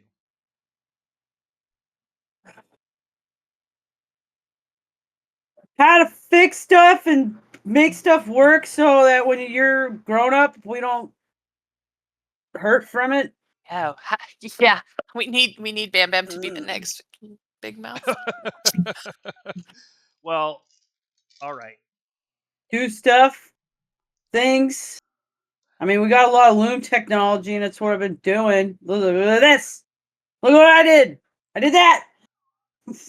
So Big Mouth takes a minute with his data pad and puts together basically an electronics test. Okay.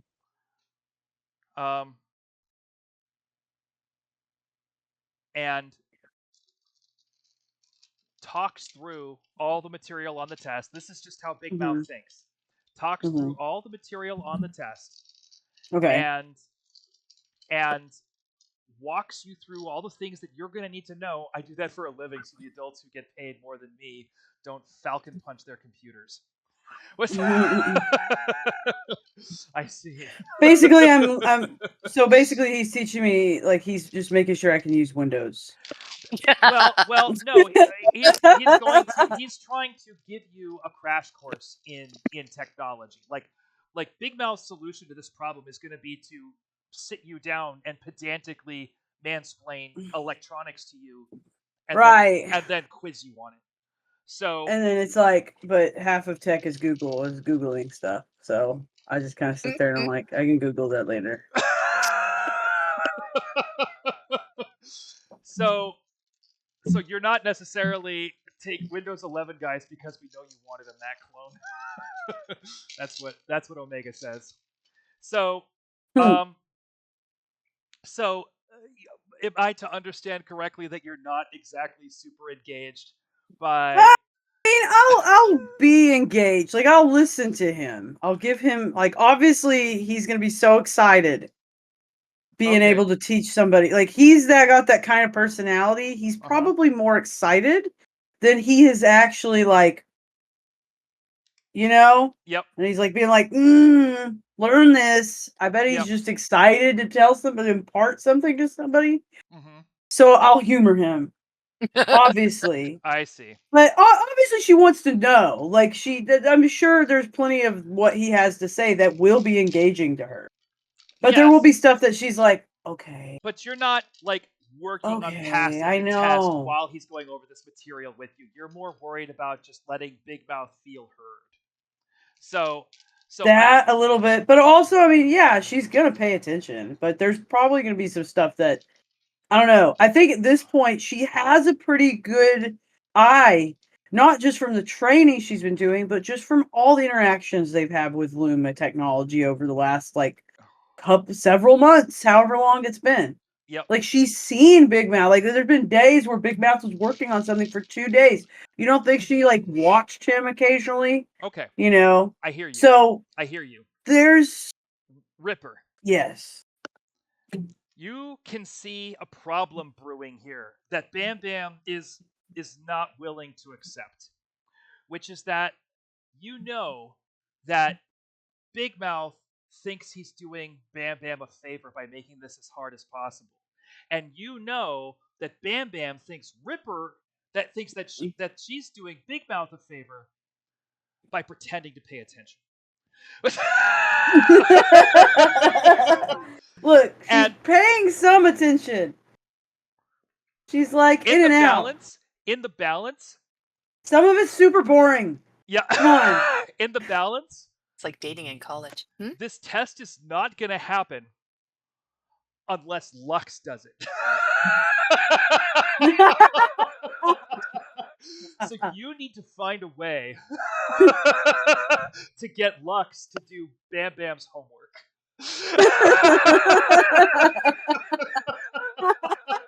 And it's only fair since basically Bam Bam just did your last test. You do feel a little responsible.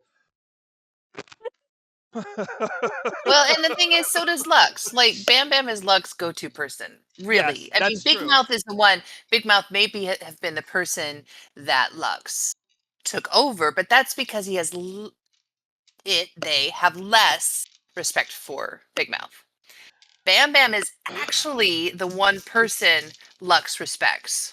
So it's really easy to communicate that Big Mouth is being Big Mouth to Lux.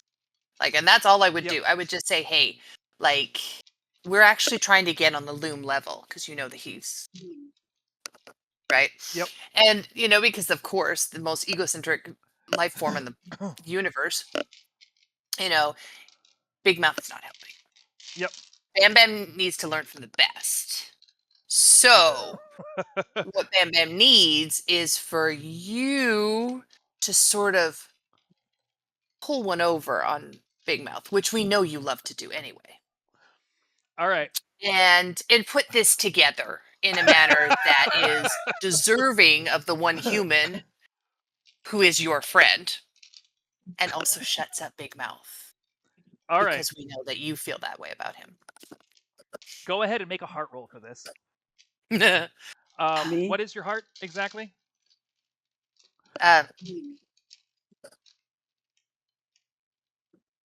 4. 4. Okay, 4 dice. What do you bring to Okay. this heart roll? Oh gosh. Well, of course, clearly I'm being psychic right now. Yep.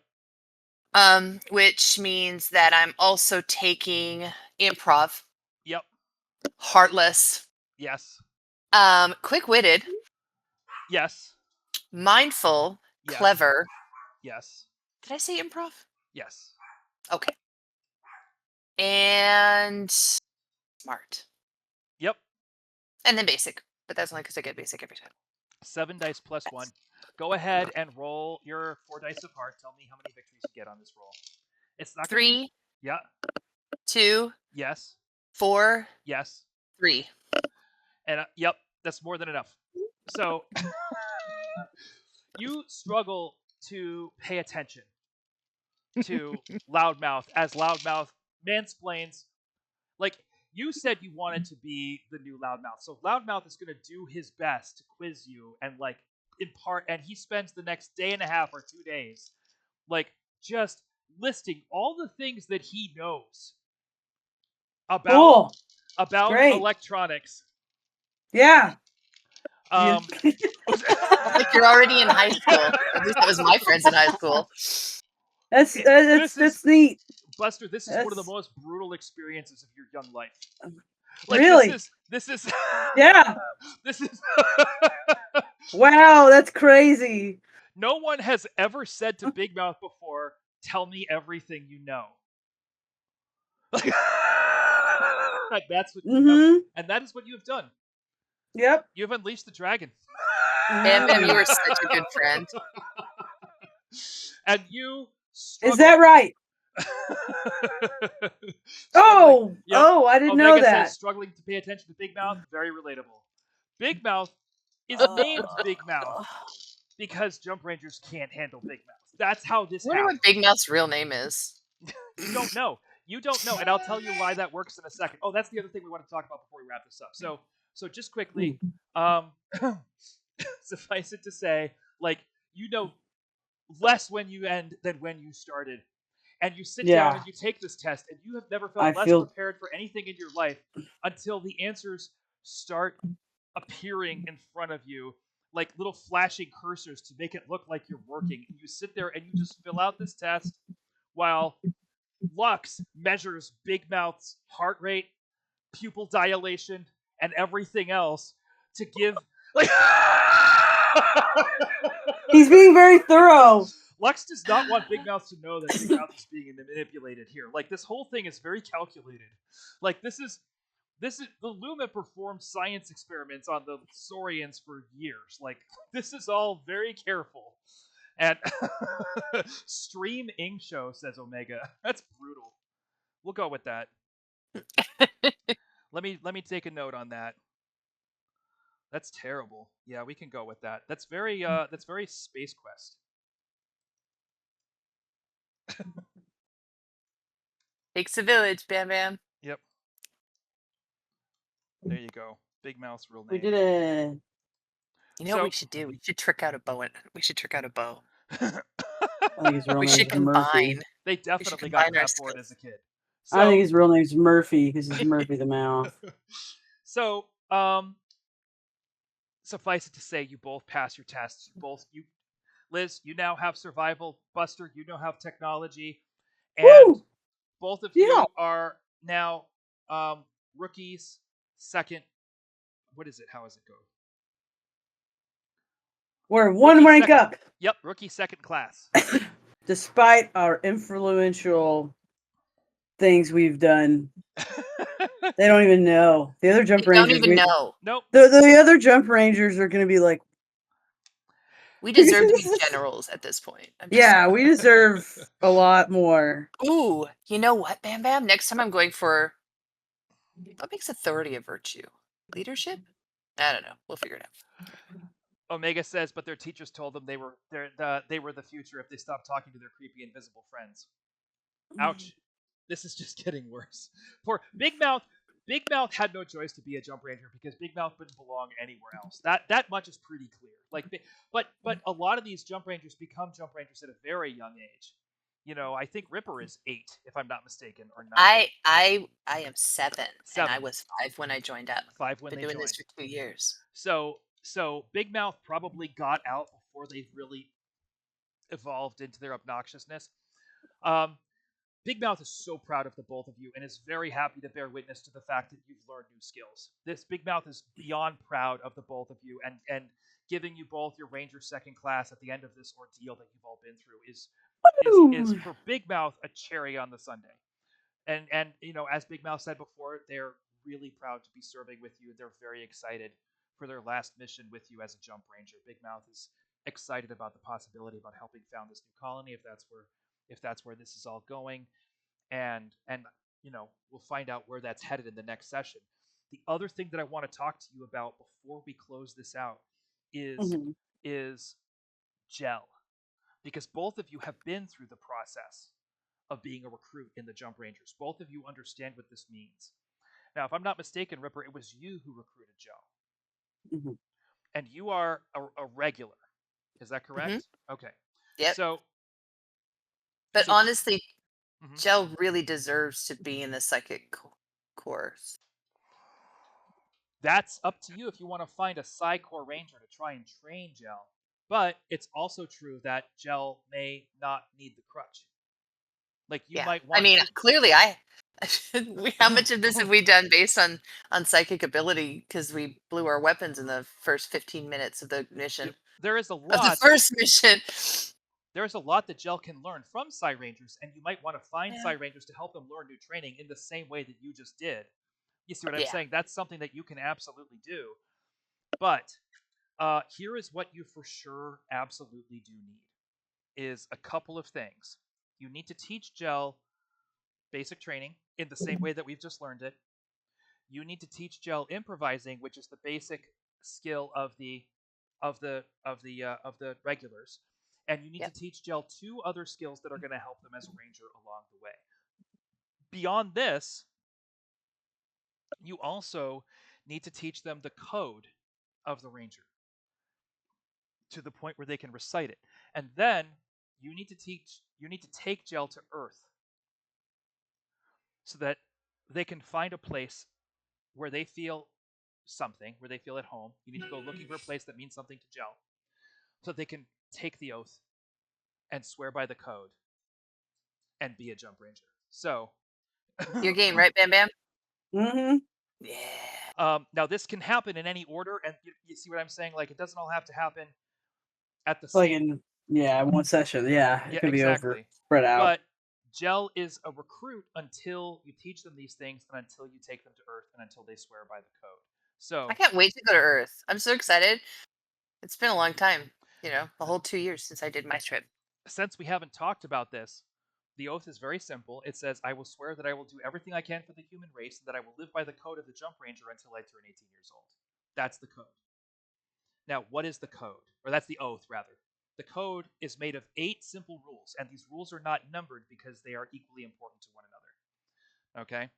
And I'm just going to run through them because I don't think we've ever discussed the code on this stream before. No, we've done the oath, but not the code. Yep. The blue rule says that you learn as much about the Earth as you can and teach others about the Earth at every opportunity. Keep the Earth alive and never forget where we came from. That's the blue rule. The brave rule says every human life is precious. Nobody gets left behind. If even one human being is in danger, then we have to help them by any means necessary.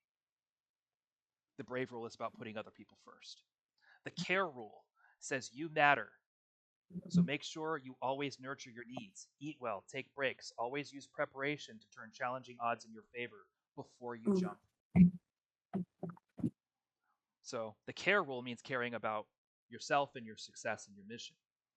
The good rule says other people look up to jump rangers, and that gives us power.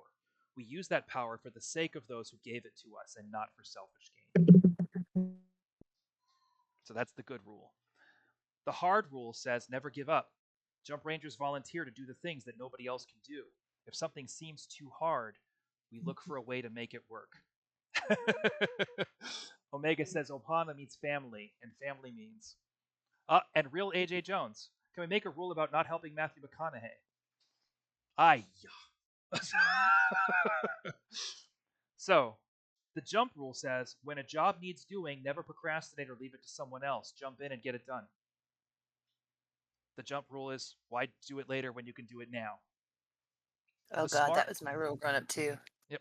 Jump rule is very much like when it's a couple of the LDS rules. All right. Yep. The smart rule is teaching ourselves the things we need to know is a big part of how we win. Always take time to learn before jumping into the unknown. And finally, the trek rule. When a ranger has nothing else to do, we go exploring.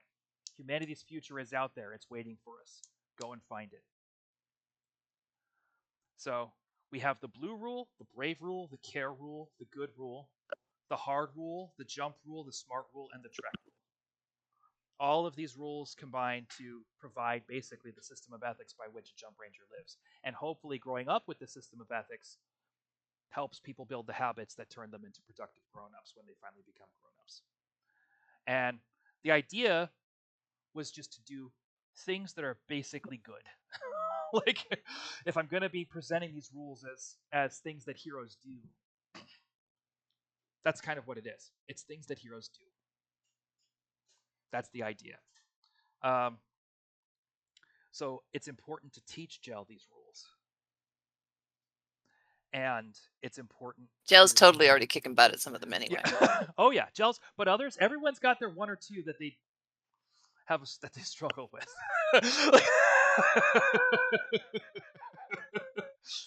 So, Omega says it's a great opportunity to take my shirt off and get eccentric on camera. I'm assuming we're talking about Matthew McConaughey. Is that a thing that happens? Oh, we are not talking about Matthew McConaughey. Was Not today. Not today. Today is for us. Not today. So getting gel to a point where they have mastered the skills that they're going to need as a regular, which include basic training, improvisation, and 2 other things, and taking them to Earth to take the code and swear on those rules. As long as people continue to pursue the meaning of freedom, these things will never cease to be. Gold Roger. Thank you, and fuck that guy. There's a whole conversation happening in chat that I have completely... Yeah. Something happened today to Matthew McConaughey that I am not aware of. I've been streaming... Me neither, thankfully. Goodness gracious. This clearly is not about Lincoln commercials. There's something else going on here. So, I guess we'll find out. But getting gel to the point where she understands and needs... where she's done that work and she's swearing by that code on planet Earth somewhere is part of what needs to happen for Gel to be ready to head out on their own into the galaxy. Anybody have any other stuff before we break it off for today? I don't think so. Okay. I think I'm good. Good. From now on, as long as this is okay with you, Buster, the 3:30 stream and the 3 o'clock prep, that's going to be something we keep doing going forward. Is that an issue for anybody? It's fine. Not me, since it's because of me. Just making sure that that's not an issue. Omega says Matthew McConaughey has a treasure 10% of the time. Don't at me. I feel like that's kind of fair. But what Matthew McConaughey isn't? A jump ranger or a dinosaur. No, not a jump ranger, not a dinosaur. It's true. Or a robot. None of these things. No, that's all I've got for this week. We will, I guess, dig into what's going on next week with PAX of Space. And that will be, rather than the end of this adventure, that'll probably be the beginning of the next one. Although I'm sure you guys are going to milk the quarter. I think it's the rookies until everybody quits on it. I think it's a franchise now, right? It kind of is. It's a whole brand. Yeah, you can't just rebrand. Thank you both for being here. This was a lot of fun. I enjoyed it. It wasn't necessarily our most action-packed series, but it was a little wind down as an episode. It was a chance to touch base and get to know the community that you're with a little bit better. I feel like everybody knows the Lost Basers a lot better than we did. There's good stuff here. And now we know how thoroughly you won Lux over. Yes. All right. Even I can convince him to do things now. Thank you both for being here. Thank you for being here, chat. Thank you for being here, Buster and Liz. And streaming through the end of this week is that tomorrow at 3 p.m. I'm going to be doing some game dev. We're going to be working on the Saurian source book, which is called Tyrant Lizards. And Friday, 9 a.m., this is all Pacific time, I'm going to be streaming with Greg Schwartz. We have a weekly thing that we do called Pitching Pixels. Tomorrow, I will deal with tomorrow in a second. Pitching Pixels is a weekly show where we break down a piece of video game content as a TV or film. We've done everything from Space Quest to Call of Duty Modern Warfare. Next week is Oregon Trail, or this week is Oregon Trail on Friday. Tomorrow at 9 a.m., if Mooney and I do a game dev set, thank you very much. It's going to be fun. We have Puddle Jumps at 9 a.m. tomorrow, which is whimsical game development with It Be Looney. It's the chance to make sure that we're injecting enough fun and silliness into the Jump Rangers universe. So far, everything we've done in Puddle Jumps has been added to the Critters of the Galaxy Intel file. So I think this week we might be doing something a little bit different. We'll find out. And then Saturday, if all goes well, we will be streaming Metagame with Federico, the concept artist, which is game development with people who are working on the game. That's what it is. We start at noon with more game development stuff, the data deck files, and then at 2:30 we switch over to metagame. So thanks for watching. Thank you for being here. Thanks for playing Liz and Buster, and don't be a stranger, Ranger.